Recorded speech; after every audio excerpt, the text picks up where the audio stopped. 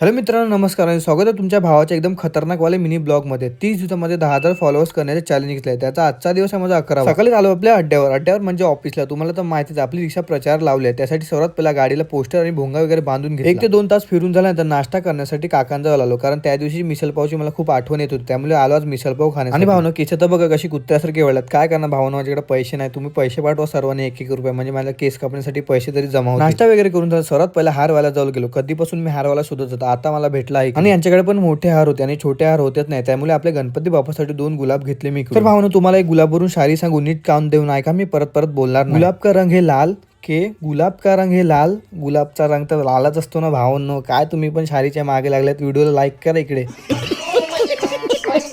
नंतर मग लागलो आपल्या फिरण्यासाठी प्रचार कर. दुपारचं जेवण करण्यासाठी किशोरच्या घरी गेलो होतो. त्याच्या मम्मीने मस्त बाजरीच्या भाकरी आणि भाजी केली होती. मस्त पोट भरून जेवलो आणि परत निघालो फिरण्यासाठी. माझ्या रिक्षामध्ये 2-3 पोरं आले होते आणि त्यांना